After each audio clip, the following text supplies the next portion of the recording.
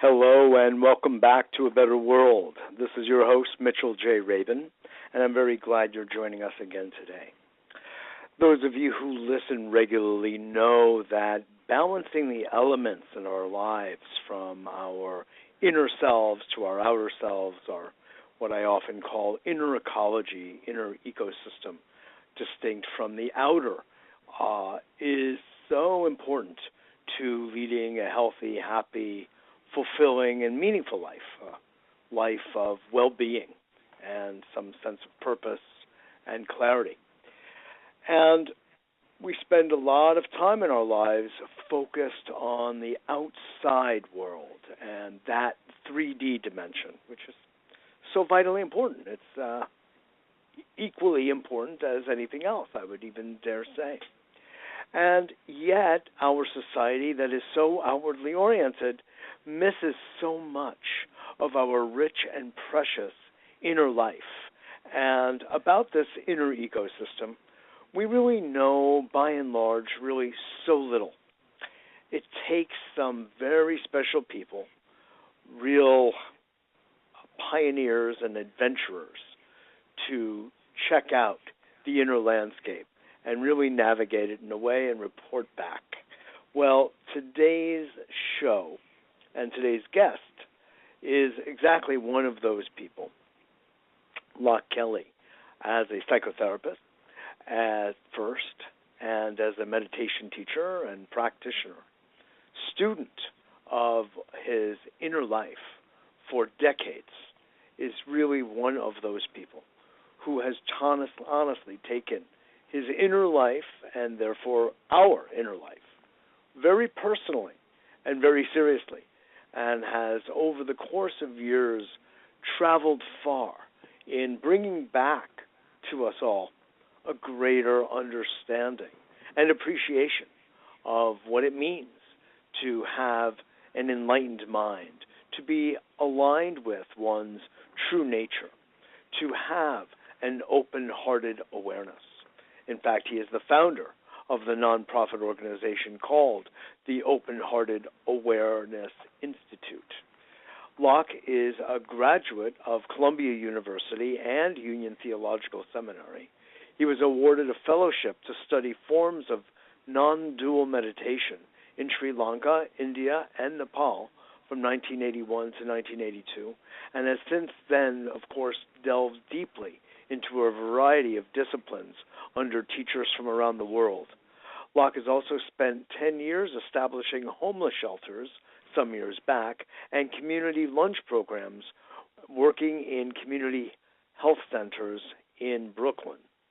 He also served as a coordinator of counseling and interspiritual chaplain, he was, at Union Theological Seminary during the time of the 9/11 crisis, and worked extensively at that time with families who were experiencing some of the consequences, the fallout from the 9/11 event here in New York City. Loch, over the past several years, has been collaborating with neuroscientists at Yale, University of Pennsylvania, and NYU in the study of awareness training, which can enhance compassion and well-being. His work, Loch's work, and book has been published by Sounds True, Shift into Freedom, and this is going to be the basis of our dialogue tonight. So it's so much a pleasure for me. Loch and I have been friends and colleagues for many years, and it's a real pleasure to have you back on A Better World, Loch. Welcome to the show. Thank you, Mitchell. It's really great to talk to you. It's always great bumping into you at different places in the city. We do have a kind of a synchronistic relationship in that way. And I always get the lowdown on what you've been up to next. That's right. Coming in from Yale last time, I think you were with a meeting with a neuroscientist for some of your work. I think it was great. Yeah. So, really, in fact, I had you on last, I realized it was in 2008, so surely this is time to have you back. Much has happened over these years. The release of your book, your having been chosen among the top 10 spiritual publications of the year. I think that's so notable, Loch. Just kudos to you. Congratulations and mazel tov. It's a real honor and acknowledgement of the work that you've been doing. You're one of those, I feel, that has just had his nose to the grindstone, and I should say his nose to the inner self. That's really what I should say. And I feel like you've come back to share with us all the riches, the treasures that you have found, and the simplicity with which we can all approach it, which is really, I'd say, a hallmark of your book and your work. So thank you for this good work. Would you lay out for us, just lay out your particular approach to meditation and even deeper, just our inner life, because you both align with many of the teachers that we know of, but you've also brought your own, I will say, improvements to access to our deeper self. I'd love for you to just lay out for our audience what you feel we should know. Yes, sure. Thank you, Mitchell.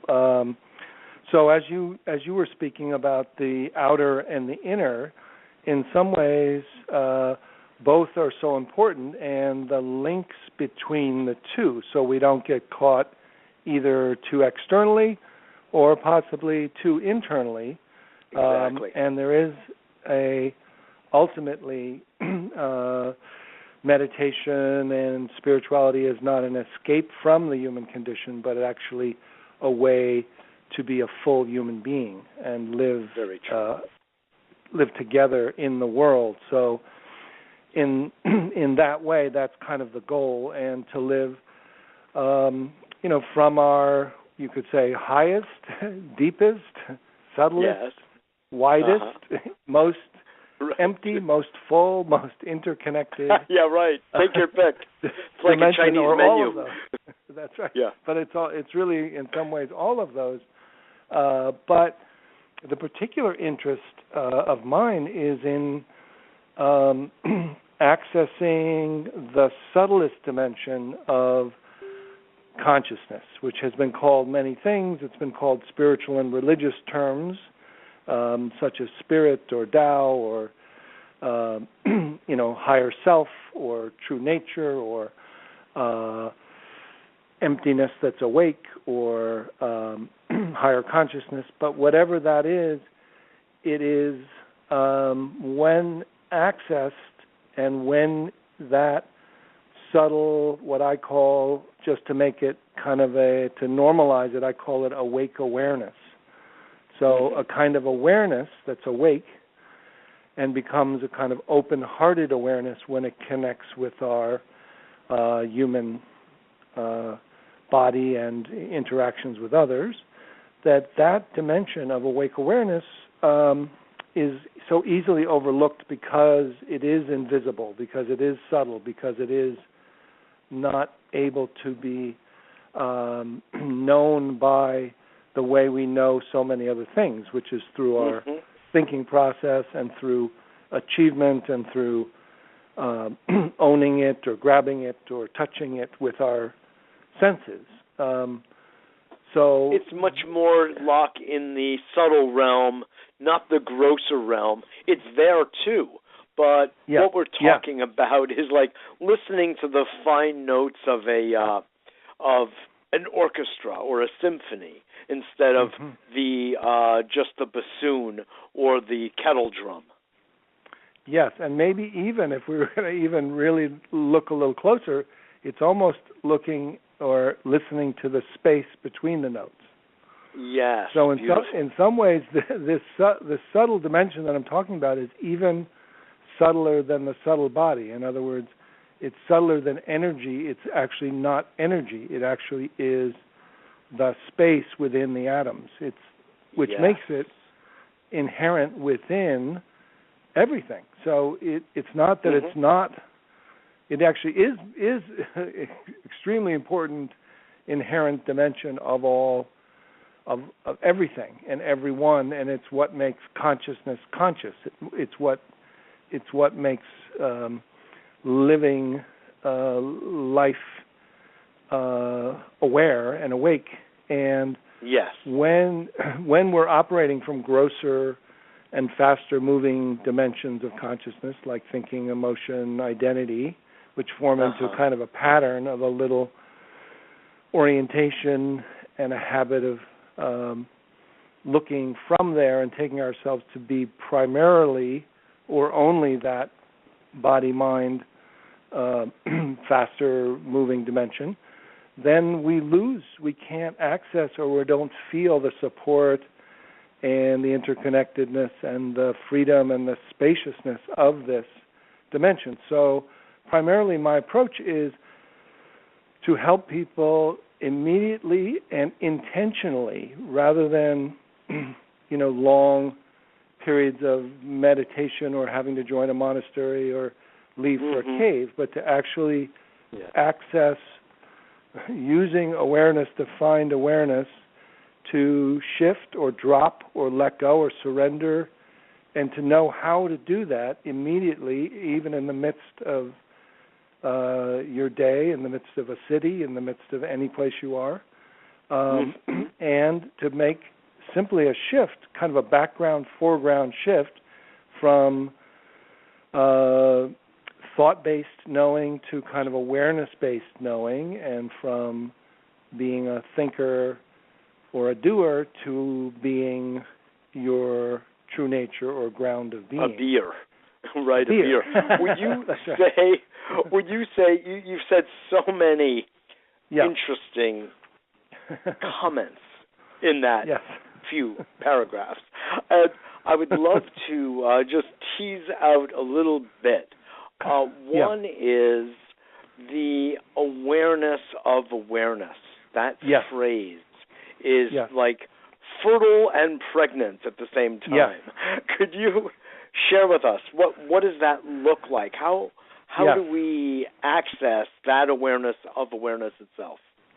See, now you're exactly the same kind of person as me. Is to even ask that question. Sometimes it's thought, oh, that's too esoteric. That's a mystery. You can't really ask how you do it. You just have to wait for luck or grace or for some accident. You make that point in the book, right? Exactly. And have faith. That's our contemporary, kind of willingness to say, well, wait a minute here. Let's slow down. You just said awareness. Now, how do you do that? And interestingly, the first part is that the you or the efforter or the doer can't do it. And that's part of the reason it is awareness aware of awareness. It's not you aware of awareness. It's not you aware of your breath.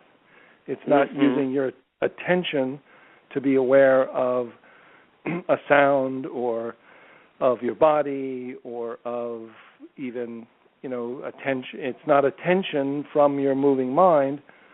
The premise is that there's a type of awareness, this awake awareness, that's already aware and inherent within each of us, as each of us, already fully operational, and it doesn't have to be developed. So the kind of radical thing is in this method is that when I'm saying become awareness of awareness, I'm talking actually to the awake awareness in you, asking that which you may not even know you have, let alone that it actually has the ability to know and to move to do this. And then when you ask yourself, all right, let me just have awareness become aware of awareness, there's ways that you feel, for instance, that, you could even, we'll play with this a little because, the idea is to go beyond ideas into direct perception. If people could even just feel maybe what it's like just to unhook awareness from thought, and I'm asking awareness to do that, even if you don't know how to do that, and just let awareness just step back and then let awareness drop down and feel your jaw from within, and then let your awareness know your throat directly from within your throat, and then have awareness continue to drop below your neck. So you're not looking down from thought and you're not looking up to thought, but awareness is actually feeling the space and the aliveness and the awareness directly from your upper body or your heart space. So that you notice that you're aware of the awareness and the aliveness, but from awareness itself rather than from thought. Mm-hmm. And so that, that there's a number of doors, but that's kind of one of the first unusually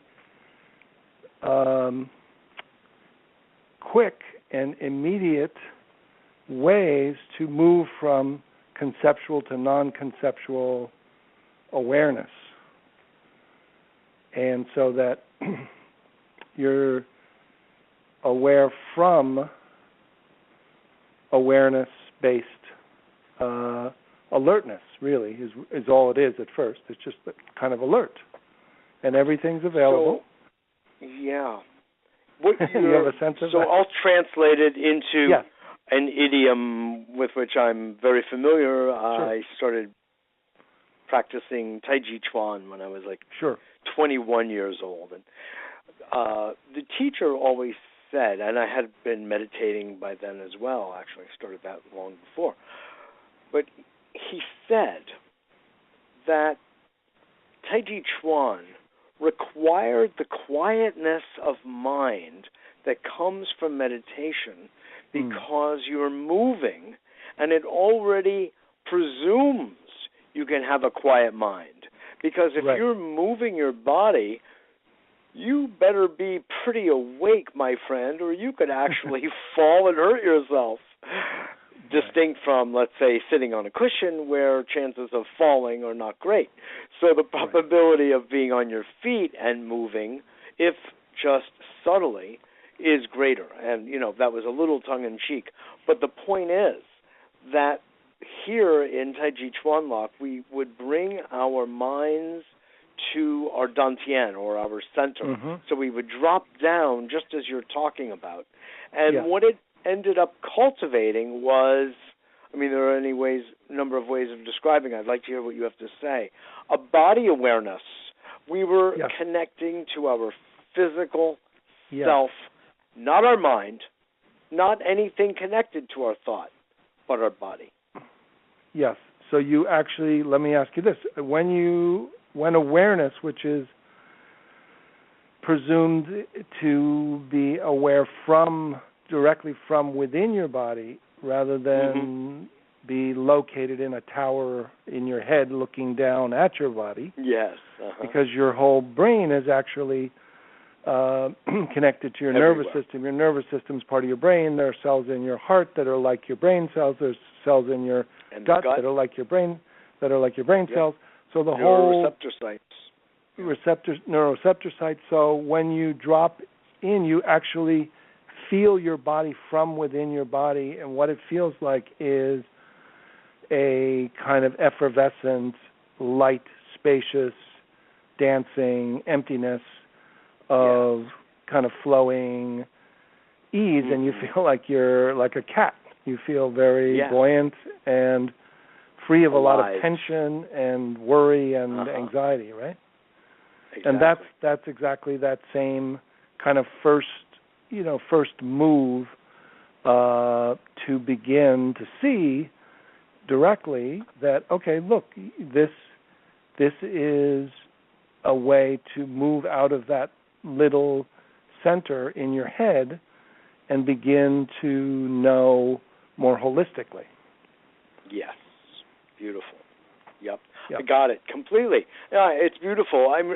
I'm reminded, even when I was studying psychotherapy and Ericksonian hypnosis. In fact, my teacher, who had lived with Erickson in Arizona for a while, introduced me to Charlotte Selver, who wrote a book you probably know called Sensory Awareness.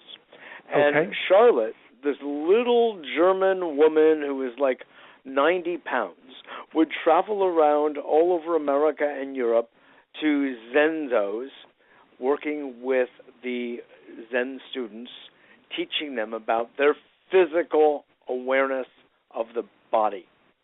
Coming out of the mind, leaving thoughts far behind, and just getting into the body. And he described her, my teacher, as a profound hypnotherapist. I thought that was a very interesting way of putting it.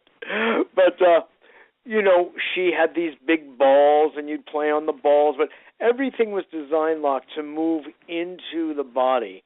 And in your way, I hear you saying so much of the same thing. Yes. Now, the interesting thing is that description is the door that we used is actually the second of 5 levels of this process. So I divided into 5 levels of mind. Now, the 5th is actually, interestingly, coming back to the body and also having a sense of a heart mind and also having a sense of spacious awareness and interconnectedness with all kind of a unity consciousness, but then also being in your body. So, will you walk us through those 5 levels? This is waking in and waking out and waking up and waking down. Could you walk us through these 5 that you write about? Yes. I've been enjoying the book. You can tell I've been enjoying the book. Yes, and certainly, for radio, it's in some ways it's such a simple map, but obviously in a hour, I could say it all, but hopefully people will, if interested, not feel they either have to get it all now or understand it, because it's a little new. It's simple once you get it. You realize, my God, that's not that difficult. There's not many parts to it. There's more parts to a car than there is to, these dimensions of consciousness that once you feel them, you can move simply through them. But just to say, as I present them, that you can also go and look at the book and then experientially listen to this audio meditations, which will actually take you right through, step by step, through this 5 levels of consciousness and return you home to where you just are who you are, but you have access to many more subtler dimensions, and you feel very much kind of ordinary and yet free. You don't feel like, this isn't about accessing like psychic abilities or energetic, kundalini. Those things may come and go, and that's very, interesting, and things release and energies move, but it's very simple and very freeing of a certain kind of suffering that which is the main goal, is to free us and then to bring us into our hearts. So we start with awareness of awareness, and we end with, loving love. So it brings us there. So that's where we're going. Wherever you turn, it's going to be a good thing. Yes, that's right. And the way you perceive it, you can respond. And even when things are not good, which obviously it's not like, becoming Pollyannish, the world will continue to be, what it is, and you'll respond and feel both compassion and support. You'll feel supported rather than just a broken heart. So, so the simply the first level of mind is the one we kind of know best and live in. It's called everyday mind or chattering mind or monkey mind, or basically our discursive mind, our conceptual mind. It's kind of, that dimension of consciousness. That part of us that we just refer to as our mind, which is doing all of the stuff that it always does. Yeah, and that's fine. That is the, everyday mind. That's mind number one. Then the second mind is either the subtle body mind, which is what we just talked about. When you drop out of your everyday mind into your body, you can be aware from your body, and you're in your subtle body mind. So you're now out of your everyday mind, and you're knowing your body from within. Or if you go to step above your everyday mind, you go into mindfulness, which is subtle mind observing the contents of your mind as thoughts, feelings, sensations. So most people know what mindfulness practice is, and that's basically, it takes you from everyday mind to subtle mind, or mindful meditator, or mindful witness. Mm-hmm. And that's the second one. So, and that's, some people's system, that's just it. If you can, in both of those discoveries, are profound. If you could just do subtle body, or you could just do subtle mind and practice mindfulness, or a lot of people who do yoga, they're doing subtle body, and there's profound relief on a certain level, but you're still maintained in kind of a bounded system of your separate sense of self. Mm-hmm. So the third level of mind is actually pure awareness, or awareness without content, without thought, and without content. And usually I have people, you can experience it within your body at a very subtle level, or actually I often have people unhook and come to either to like hearing, just hearing have awareness focus just at one ear, and then awareness, just as it can become very small, awareness can open and become aware of the space in the room in which sound is coming and going. And rather than focusing on the sound, if awareness opens and becomes aware of contentless, spacious, open, timeless space, there begins to be a freedom from both body and mind, and there can be a mingling so that you're aware of open space, and then it's as if open space is aware. So instead of being aware of open space, you can start feeling, are you aware of open space, or actually am I aware from open space? Yes. And that feeling of being aware from open space is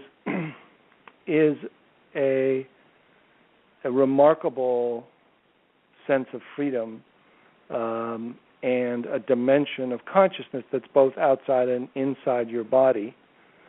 Once that you're aware from that pure awareness, then the next level of mind is when that awareness as primary comes back and includes your whole body and mind while remaining open.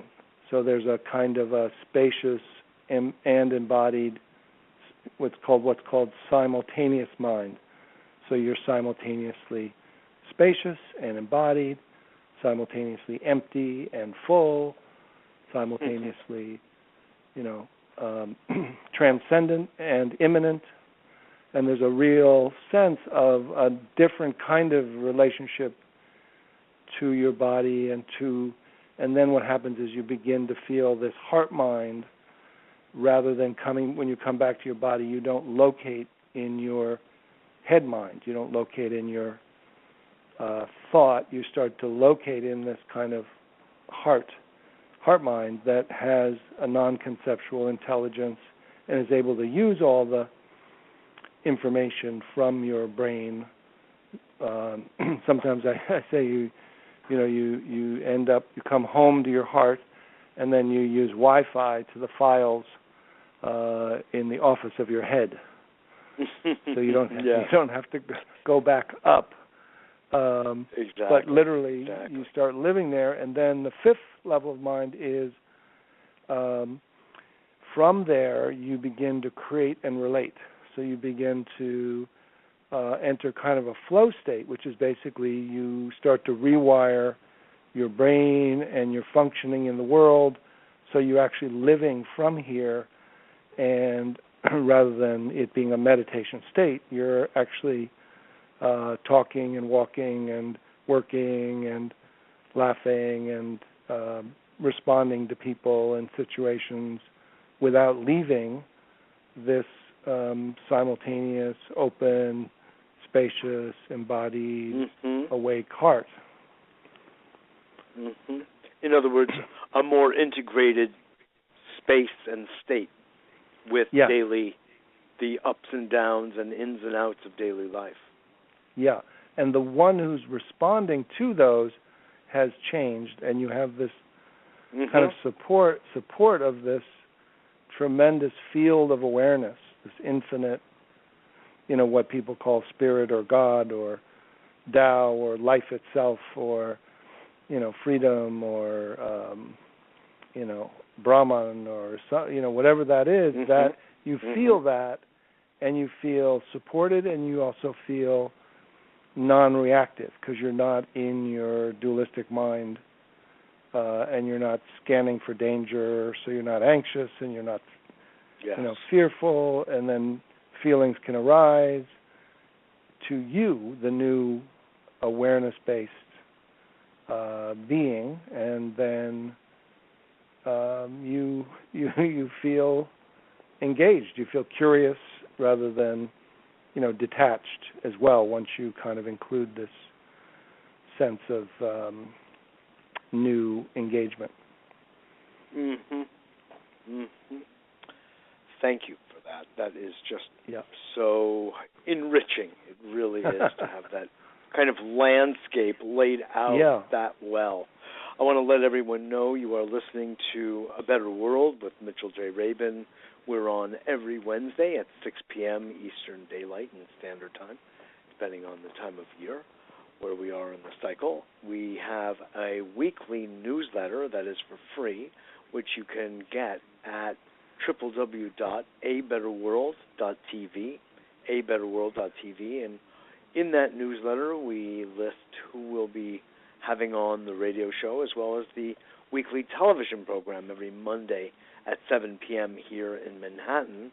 It's on the airwaves, but you can also see it at that same website if you're outside of Manhattan. So please join us for what are really interesting and uplifting programs, television and radio shows that feed the soul as well as the heart and the mind. So we love having you part of it. Today we are spending the full show with Loch Kelly, psychotherapist, teacher, author of a book called Shift into Freedom, a training in the science and practice of open-hearted awareness. Loch Kelly is a dear old friend of mine, and it's such a pleasure to have you on again, Loch, and see the great work, really the great work you are doing. You're laying out something that has for so many years defied languaging. And even here, are you full, are you empty? Let's make up our minds. And we cannot because this goes beyond language. But yet you're able to articulate it. And I find that to be genius in itself. But I'd like to kind of just circle back a little bit when we talk about, because I like simplifying things too and kind of making it, accessible by many. And in this light, I would just like to, by way of association, when you say awareness of awareness, going back to that notion for a moment, in one way, and just please correct if this doesn't hit it, we talk in our inner life and our inner work, the Gurdjieff work and others, of bearing witness, of being witness to ourselves. Well, it begs the question, well, who in the world is that is bearing witness if it's not us, And how do you bear some level of objectivity to your subjective nature? Well, the reality is we do have that consciousness that allows us to use imagination, to step outside of ourselves. We have that language. And then I'd like to move into the idea of thinking with the heart. But for now, just that. Is that what you call a parallel then of bearing witness to oneself, and as well as bearing witness to that which witnesses, or to who that witnesses? Yeah, I mean, this is the, as you said, it's the emptiness and the fullness, which means that it's not either or, that when we shift or when we can begin to language, we have to use paradoxical logic. In other words, we can't say we're separate or we're one, we're one or we're many, we're empty or we're full or we're right. We're transcendent, we are God, we're not God. Make up your mind already, right? Right. It is this dance of paradox, but once you accept that and shift into this knowing from awareness, the awareness has no problem with paradox. It's only when we laying out the map we get kind of stuck. Yeah. So currently we're aware from thought-based attention, and we are basically orienting by thought going to thought, and thought referencing thought, and thought checking with thought. And inherent within thought is awareness, but it's just that thought is primary, and behind it and within it is awareness. Now, thought can't be aware of awareness. Attention can't be aware of awareness. The one we're taking ourselves to be, which is actually kind of a fast-moving, looping constellation of thought referring to thought, that's where we're kind of feel like we're located, because that's where we're looking to and where we're looking from. That patterning is a function, but it actually has become an identity or a felt sense of a local self. When that relaxes, that pattern can't find awareness. So the fascinating thing is, many of the direct methods, what they try to do is, like in Zen, they would say, what I call them the resting methods. So they would say, muddied water, let stand, becomes clear.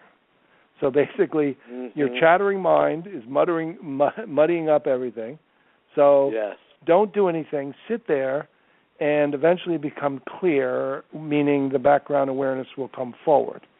So, however, as many people know, that you can get a moment of that, or you have to sit, 1 month retreat, or you have to join a monastery and meditate for 20 years, or that doesn't even work. So the other method is, more of what is called the looking method or an inquiry method. And one of the main ways inquiry has been done, for instance, one of the descriptions that Ramana Maharshi uses, he says, it's a thorn removing a thorn. So you're actually using thought to remove thought by asking, who am I? Am I a man? Am I this person with this name? Am I a thought? And you keep going, thought to thought, thought to thought, thought to thought. Now that can work, but again, it reports have been very frustrating.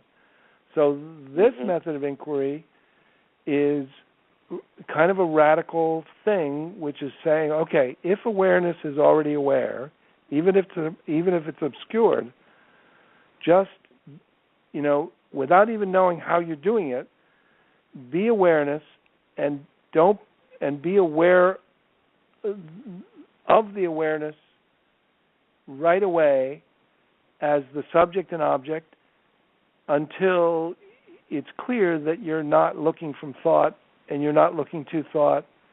And then once you feel that for literally 3 seconds to 3 minutes, then include everything else from there, and you've just shifted by having the one who's doing it be the awake you that's awake behind the obscuration. So so it kind of is like, well, why didn't someone do that before? Like, or what?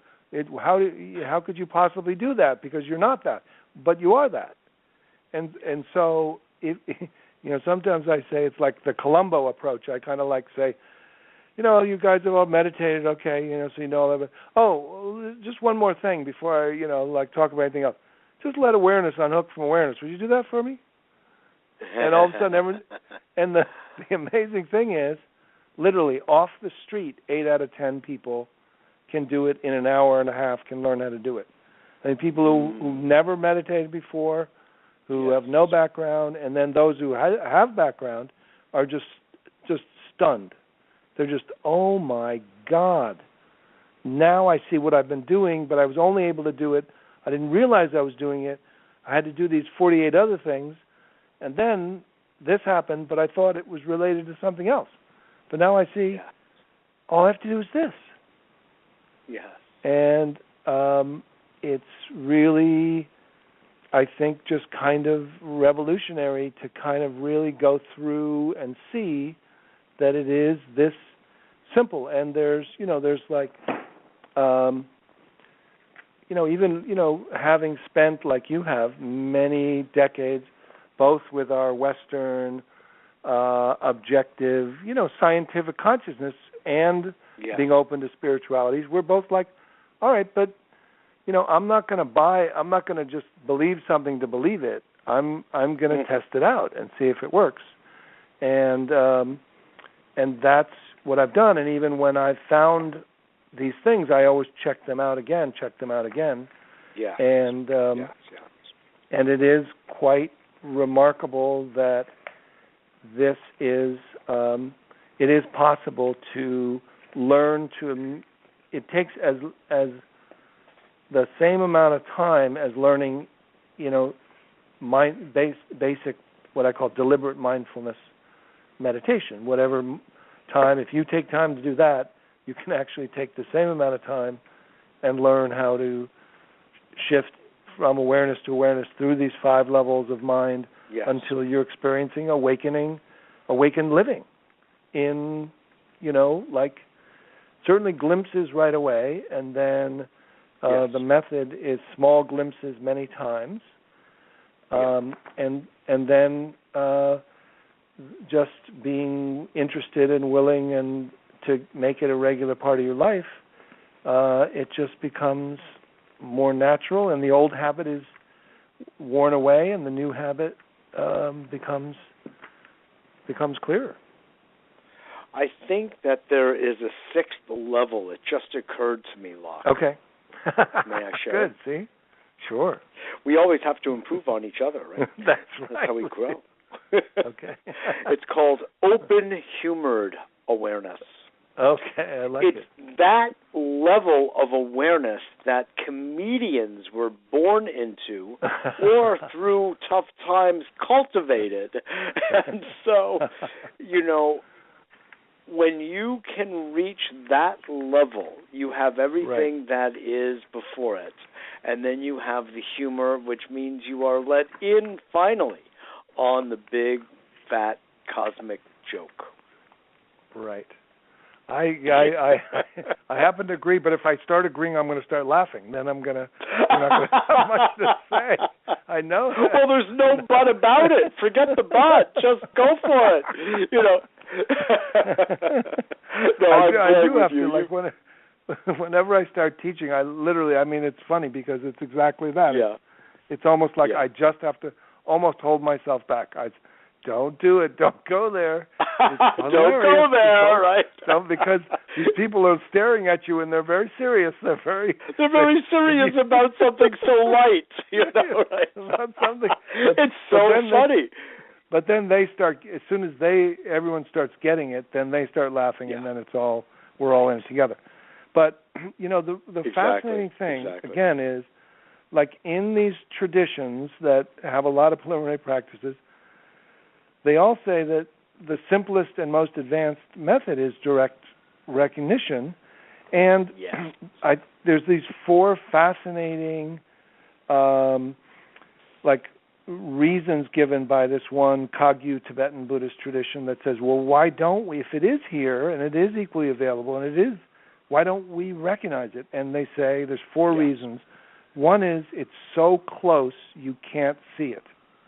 Mm-hmm. So what that means is, so each of these almost means the opposite. It means like it's so close, see it. Don't miss it. Exactly. It has it's embedded with its opposite, right? Yes. And then it's so subtle your mind you can't understand it. And it's so subtle means it's not conceptual. It's subtle, it's empty. That's right. So your conceptual mind can't know it, but you can know it. You can know it because it can know itself, and that's you. And then it's so simple you can't believe it. Yeah. It's so simple. It's just so simple. And you can't believe it because you're like, well, why am I suffering so much? It can't be this simple. Right. This is what I've been looking for all my life, and you're telling me it's right here in the middle of my nose, my face? It's like, don't I have to, run around the reservoir a couple times? Do something? Exactly. Just like Dorothy said at the end of the movie, there's no place like home. All you have to do is tap your heels, Yes. Click your heels. Please, go on. And then the fourth one is really the kicker. It's so good you can't accept it. It's so good you can't believe. How could I have earned this? How could it be so good for me? Yes. Maybe for someone else, but I'm going to start listing all the terrible things that I've thought and done, and it's like no. You're good. We're all good. Yes. We're basic goodness. It's so good that let's all accept it. Let's all be good, accept what's good, and then we can live the good life, meaning we can all help each other live on this planet. Yeah. I mean, sure. There's a beautiful old phrase from the Taoist tradition that goes something like this, Loch. Everyone looks for the Tao far away and thinks of it as so complicated when it is so nearby and so simple. That's it. Same thing. That's it. So then it's like, it's just, so then that's so once, this kind of, I said, okay, so keep it simple, give context, give framework, lead people in this door, lead people in that door. Maybe they have different learning style. That's what's getting in the way, but it's simple, now try this. It's simple, now try this. Simple, now try that. And then the third one, they'll go, oh, those first two I didn't get. Oh, the third one, Right, well, exactly. Why didn't you tell me this before? Yeah, I did. This wasn't the right one for you, Yes, exactly. And you, in your book, if I may say, you give such allowance for the different ways. You lay it out like an awesome, highly compassionate school teacher who walks people through the options, who also says everyone is unique and you do it your way. You wake up your awakeness, not mine. And you give such, I will put it as a compassionate allowance for whatever shows up, that there's no failing. And that's a really important idea here. There's no way to fail. You cannot fail. And I will say that when I started listening, actually, to the Sounds True CDs and started doing the glimpse practices myself, I instantly, first exercise, ear, instantly got it. And I went, oh, my, this is so brilliant. Because it's so simple, its brilliance is in its simplicity. So, I want to just really thank you for taking the time, What is that great phrase? I didn't have enough time to say it very simply, That's right. Right, That's good. And you took the time to make it simple. Yeah. You know what I'm saying. I'd like to make another point from something that you were saying to extrapolate, which is this idea of a misidentity. And that's not like Miss and Mister. That's like a mistaken identity, and we are all living from an identity that is usually in our society with our head brain. And science has shown us that we have brain material and our nervous system that is strewn throughout our entire body, as you and I were saying at the very beginning. We have neuroreceptor sites in our heart, some 40,000 neurons. We have those same in our gut. We have what we can call a gut brain, And so when you really start to look at all of this, you see that we're a huge brain in some ways. We're the body electric. And this is very exciting. This is very cool.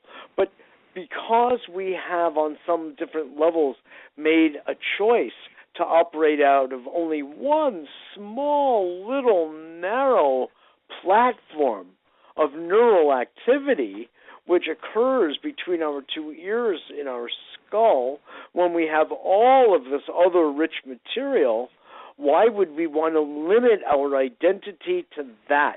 But in fact, that is so much of what we have done.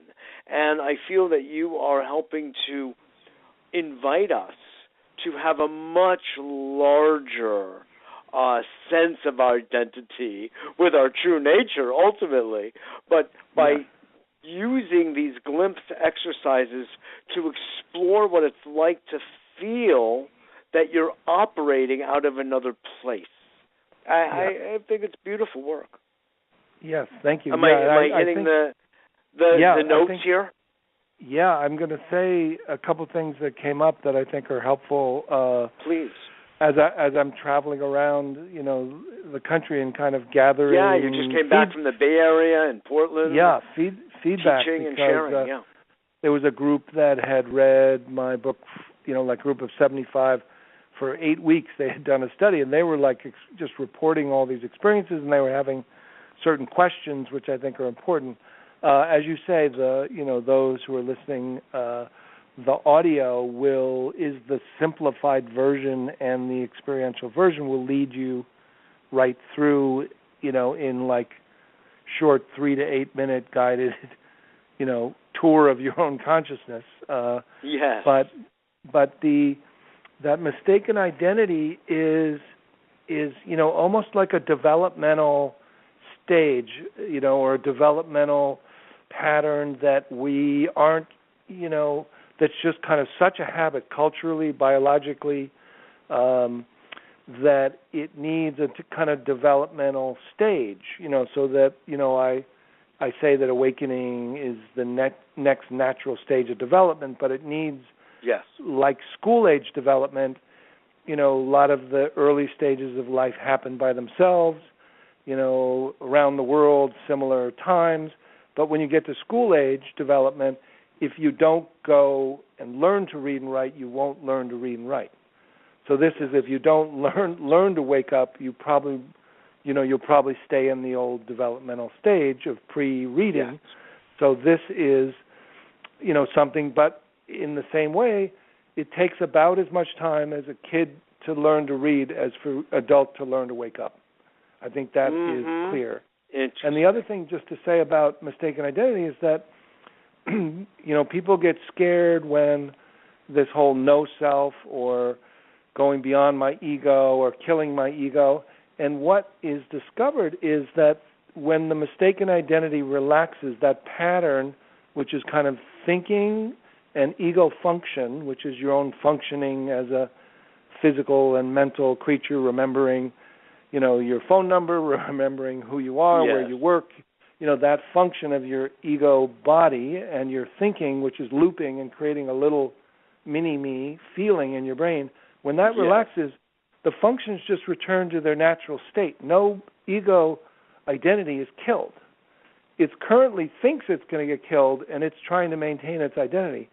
But when it relaxes, and most importantly, the thing that's most helpful is that I found, and why I do this approach the way I do, is I introduce people to the next operating system right away, rather than leaving you in the gap of no self or the gap of not knowing. But you go right from the conceptual knowing to the not knowing that knows, is embodied. And so you feel that when you have, you feel the absence of that center, self-center, but you feel like your personality's the same. You didn't lose your personality. You still can laugh. If you liked Chinese food before, you'll still like Chinese food now. If you didn't, you won't. You don't lose. Yeah. You don't lose anything except the pain, suffering, and neurosis of your life. You still have your own, and you still have your own growth to do in other areas of life. That's not, you don't become instantly perfect either. But the main thing to assure people that you'll be free, and you'll be you, and you'll be connected to the ocean of awareness, which your identity will be bigger. And it'll be emptier, but it'll be fuller, and it'll be also what they say, call in Zen ordinary mind. You'll just be like, some people are like, oh, well, there's no fireworks. I'm just me, except minus all the suffering. And it's like, yeah, that's right. That's it. So that's kind of important. Trungpa Rinpoche used to call that ordinary magic, and was the basis of his basic goodness practices in the Shambhala program. Yeah. And that's what people feel. You're absolutely there. So to say that what happens is that people feel the basic goodness, and when I ask for reports, like what's that like, what's going on now, people say, well, you know what, I feel like I'm okay. That who I am is not a problem. There's nothing wrong with me. And what that is that shame has gone. Like the sense of something's wrong, I'm worthless, I'm unlovable, I'm bad, dumb. Like that goes. And people feel the opposite. A sense of, well, I feel safe. I feel all is well. And that's like not a belief that they're reporting. That's really feeling experience. Like, oh, you know what? I'm okay. Yes. Everything's okay. Yes. And it's just like, wow, what a relief. So beautiful. No, really, and you put it so nicely. You really do. It's a real joy. My different minds are spinning. However, they are coherent at the same time. No, I so appreciate all that you're sharing here with us and our audience here, and it's very touching, and it's awakening all parts. And how healthy can it be? It's a decontraction from everything in our physical body and, if you will, our mental and emotional bodies. It's an allowance of a shift of attention, of awareness, and it takes us out of ordinary habituated thinking. But I've got to tell you, I'm reflecting on why it has been so difficult for so many thousands of years at this point for people to wake up. And a couple of the reasons, Loch, is that people have had a lock on information, even going back to the ancient Tibetan Buddhists with Milarepa and Tilopa and Marpa and the Zen tradition and the Chan tradition. A lot of people were actually making not a small amount of money, and they were gaining not a small amount of power and prestige by being the caretakers of knowledge. And even though this is the opposite of compassion, they, you could say there was hoarding going on. I know in the Chinese tradition, when it comes to things like Tai Chi Chuan, it was transmission through family. And if you were fortunate enough to know that family, the knowledge would be sort of meted out to you, small bite size by small bite size. And if you wanted more, you virtually had to beg and knock down the door, wait for years, be told you're not ready, just one story or another. And this actually forms a large part of the wisdom traditions across the planet of a level of ownership of information and not letting the mindset be as fluid and open as you have, honestly, in your book, which says anybody can do this, folks. Anybody can access this level of their own higher nature, their own true nature, and it's a glimpse practice, and you can do it this way or that way or this way or that way, and just if you keep applying it, you're going to be dehabituating yourself from your ordinary, let's say, habitual mindset, and you'll move into this other space, which is the richness I'm suggesting has already been there, is, as Werner Erhard used to say, already the case, So could you respond to that? Yeah, I mean, I think there certainly is some, institutionalization, which is kind of part of our human way of organizing information that then creates a club, the insiders and the outsiders, and, just like all religious and organizational other institutions around, city-states or tribal culture, or, that the same organization happens with knowledge or scientific societies or spiritual meditation societies, that it ends up being a group that ends up, even though they don't know it, it's almost like a group, group think that creates this. That's right. Group think. Let's just not share it because there might be some who really might misuse it. Oh yeah. That's right. So there's something of that mentality, and I agree, and I see that, and I address that, and I just say, I've looked at that, and I've listened, and I've asked people, well, why not? Why haven't you done it? What is there? Is there danger? And interestingly, one of my teachers just said that the only danger of this direct method is actually intellectualization. In other words, that you learn it, but then you actually go back to your mind and create an intellectual version of it. So that's that's a danger, but it's not. These are not practices where your body is going to get hurt or you're going to go insane, or that the other is that you sometimes become prideful. But what happens is, if you really experience this, you really lose all pride. You just don't feel like you own anything. It's not the case. And then the other one is something about a sense that, well, it's so precious, we can't just give it out, because some people, if they misunderstand it, they won't come back. They'll miss it, and they won't value it. But it's much more dangerous, I feel now, to not have, if we have this technology of awakening, these simple pointers to who we are. It's more dangerous to not share them and to not give them out freely and to not allow people to awaken and begin to be compassionate, more naturally, and find creative ways to share it with others, because that's likely to be one of the linchpins for our survival of our planet. Yes, exactly. I'm so glad you brought that up. I wanted to come to that. This is not just sort of like some kind of leisure time.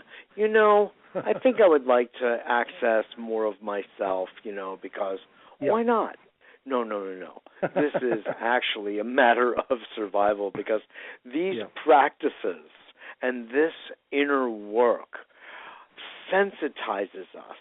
It subtilizes us to be able to feel, the wings of a butterfly fluttering, so that we would be so attuned to the nature and vibration of nature, of reality, that we will we feel the impulse to protect, to love, to nurture all sentient life around us, which of course is the basis of the bodhisattvic vow, to work for the liberation of all sentient beings. And we can, without even taking such a vow, can live on that extraordinary frequency. And when we are feeling that, you do no harm, We are beings that seek to preserve our Mother Earth, our Gaia, and appreciate each other. And that is our way to harmony and sustainability, not, that's right. The way we're doing it. So that's how important the work is that you're doing. It is. It's a linchpin, and that's what it's for. It's not, it's not the whole thing. Everyone else's contribution and, is important, and other things, and external things that people are doing to help bring us together. And indeed, it's all part of the whole. All part of the whole. Yeah. But this creates a whole different motivation that doesn't come from fear and shoulds. I mean, I know you probably have seen, and I have, a gathering of peace activists, organizing a peace rally, and then they're, end up arguing about what, who's going to be doing exactly. this, so it's like, this is kind of a motivation that's different. That's not about that. It's about like, that's right. Yeah, let's go. Let's we're doing this. We're all together. It's possible. Let's show up and exactly. And so it's very hopeful, and it's like starting with that, that child's picture of, on one side is a picture of the globe with all the countries, and the other side is the picture of, like the puzzle of the picture of themselves. And if you put that together first, you'll have you'll have a ground to be able to respond and have a new motivation from. That's right. Well, this has been utterly wonderful to talk with you about this work that you're doing, we're doing, and I feel you've articulated it in a way that is designed to help really many thousands of people, and for which I am grateful. So, thank you, Mitchell, for all the work you do and sharing it with your audience. Oh, well, sure. Of course, Loch. Thank you. What is the way people can get in touch with you, your website? Yes. So the website is simply www.lochkelly.org, which is LOCHKELLY.org. It's a nonprofit organization, and the website has events, and it has links to my book and CD, and there's a online course going on that people could join, and different retreats coming up that are good for a little more in-depth work. But the first thing is, if nothing else, I would say even getting the audio rather than the book. If you're going to do one thing or try one thing out, you can't go wrong. And if it's the pith or the essence of the whole thing that's simplified into practical, and you download it onto your computer, put it on your phone, and you can do it with your eyes open on a subway. It's actually, not something, it's something meant to train you to be awake in the world. Yes. So. That is, it's what we need. Yes. It's what we need. We'll have you on again, and we'll pick up where we left off, okay? If such a thing is possible, but we'll try. So thank you again, Loch Kelly, for your good work and for coming onto our show today and sharing with our audience. So appreciate it. Thank you, Mitchell. Yeah. Sure. We'll talk soon. Okay. Loch Shift into Freedom, the Science and Practice of Open-Hearted Awareness is his book. And as he was just mentioning, Shift into Freedom Sounds True has a wonderful CD set, and Loch walks one through the various glimpse practices, and one can begin to build a mental muscle, if you will, an awareness muscle, even better, and access this deeper part of ourselves that comes to fruition through his gentle, loving guidance and patient guidance, as I said, and we were both making reference to throughout today's show. Well, I really appreciate your coming today again and visiting a better world, and your visits actually help to make it a better world. I want to remind you all that we are also a nonprofit 501c3, a Better World Foundation, and any donation, contribution, investment helps keep us on the air and expanding our platform.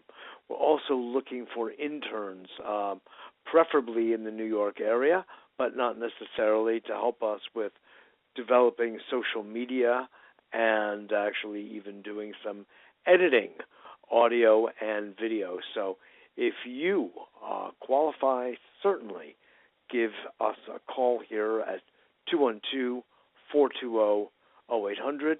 That's 212-420-0800. Or email, and I love to hear your comments anyway. It helps me offer you even better shows.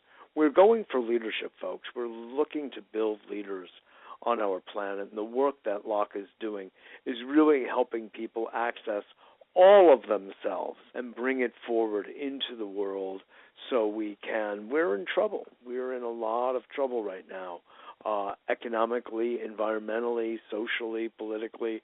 It's pretty obvious to one and all, and we need big-hearted, open-minded, creative, imaginative people with integrity, with stamina to work through this transition period. It's actually also very exciting.